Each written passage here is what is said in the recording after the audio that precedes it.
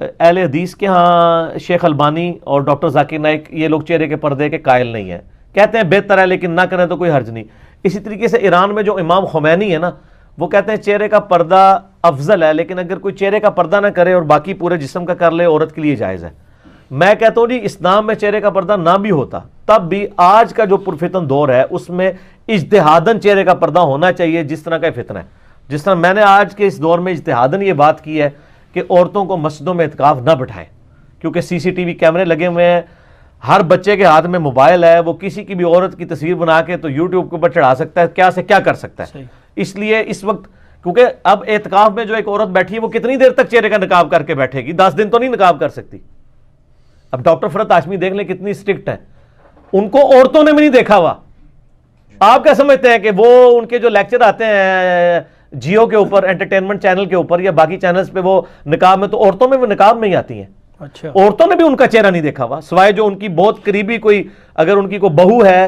یا بیٹی ہے، اس کے علاوہ باقی جتنی ان کی شاگرد ہیں انہوں نے تو ان کا چہرہ نہیں دیکھا، وہ ان کے سامنے نہیں آتی ہیں۔ یعنی اتنی احتیاط کرتی۔ میں یہ نہیں کہتا کہ عورتوں سے بھی پردہ ہے، یہ نہیں میں کہہ رہا،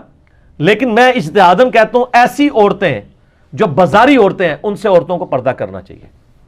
بخاری مسلم میں حدیث ہے کہ وہ ایک، آپ کو پتا نا، ایک خواجہ سرا تھا، وہ ام سلمہ کے پاس آیا، نبی الاسلام وہاں پہ موجود تھے، وہ گفتگو کرتے ہوئے وہ کہنے لگا یہ فلاں ایک عورت ہے، وہ اتنی موٹی عورت، اس کے اتنے جاتے ہوئے بل پڑتے ہیں، واپس مڑتی ہے تو اتنے بل پڑتے ہیں پیٹ پہ، کیونکہ وہ عرب کے لوگ موٹی عورتوں کو پسند کرتے تھے، جس طرح یہاں پہ لوگ موٹاپے کو برا سمجھتے ہیں وہاں پہ اچھا سمجھتے تھے۔ اور آج کل بھی عرب کی اکثر عورتیں موٹی ہی ہوتی ہیں، کھاتے پیتے جو بہت ہیں۔ تو نبی علیہ السلام کو غصہ آیا، آپ نے فرمایا آندہ سے یہ تمہارے پاس آ کے یہاں نہ بیٹھے۔ حالانکہ خواجہ سرا جو ہیں، ٹھیک ہے، ان کا کوئی پردہ نہیں ہے عورتوں کے ساتھ، کیونکہ ان میں تو وہ سیکس والا ایشو وہ والا نہیں ہوتا نا، وہ اس چیز سے تو وہ تیسری مخلوق ہے نا، مرد عورت اور درمیان میں۔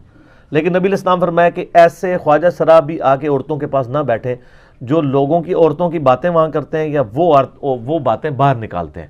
اسی حدیث پہ اجتہاد کرتے ہوئے، بخاری مسلم کی اس حدیث کے تحت میں یہ کہتا ہوں کہ ایسی عورتیں جو بازاری عورتیں ہیں، جو لوگوں کے گھروں کی کہانیاں لوگوں کو باہر بتاتی ہیں اور سیکس کے اوپر مبنی گفتگو کرتی ہیں، ایسی عورتوں سے بھی اپنی عورتوں کو پردہ کروانا چاہیے، ان کے ساتھ انٹریکشن نہیں کروانا چاہیے۔